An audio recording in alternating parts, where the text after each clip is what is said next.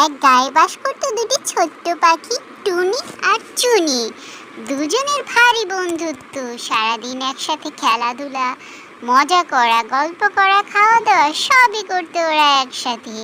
কিন্তু হঠাৎ একদিন চুনি খুব অসুস্থ হয়ে গেল, আর টুনি এ নিয়ে পাগলের মতো হয়ে গেল, কি করবে বুঝতেই পারছিল না।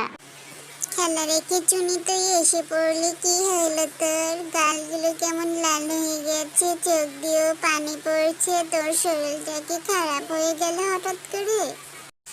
টুনি রে, আমি মনে হয় আর বাঁচব না। আমার যে বুকে ব্যথাটা ছিল সেটি বেড়ে গেছে রে। দেখিস না আমার চেহারাটা কেমন হয়ে গেছে। আমার কাছে কোনো ডাক্তার নেই, আমি ডাক্তার ডাকতে পারবো না।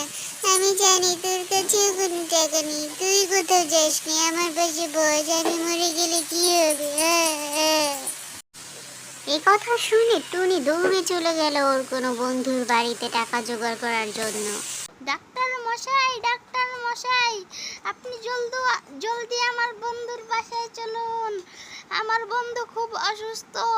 আমার বন্ধু, আপনি যদি না যান তাহলে আমার বন্ধু কিন্তু মারা যাবে। আমি কিন্তু টাকা ছাড়া কোনো রুগী দেখি না, এই বলে দিলাম। যা, আগে তুই টাকা নিয়ে আস বাসা থেকে। টুনি তারপর টাকার খোঁজে হন্তদন্ত হয়ে গেলে ওর লাল টুনি বন্ধুর কাছে।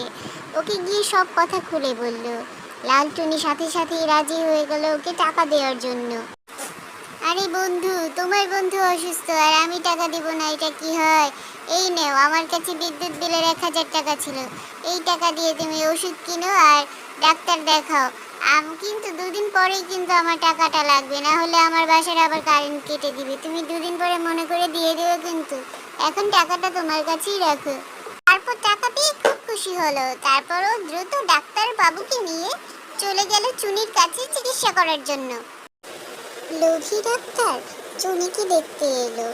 দেখতে এসে সে অনেক চিকিৎসা করে দেখলো চুনির হাতে একটা ফুটো আছে, তাই সে অসুস্থ বোধ করে এবং সমস্ত কাজ তার জন্য নিষেধ করে দিয়েছে করার জন্য।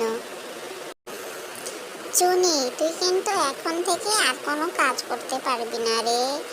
আর বলে রাখলাম, তোর চিকিৎসার জন্য বিদেশ যেতে হতে পারে। তোর শরীরের যে অবস্থা, আমি ইঞ্জেকশন দিয়ে যাচ্ছি, তুই কোনো চিন্তা করিস না, বেশি ভারী কাজ টাজ করিস না। কদিনের মধ্যেই দেখবি তুই একটু ঠিক হয়ে গেছিস। তারপরে দরকার হলে বাইরে থেকে চিকিৎসা করে আয়, কোনো সমস্যা নেই।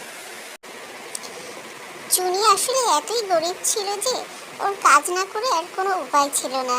যতই হার্ট ফোটা হোক না কেন বা শরীর খারাপ হোক না কেন, ওর মানুষের বাড়িতে বাসন কোসন মাজতেই রান্না করতে যেতেই হবে।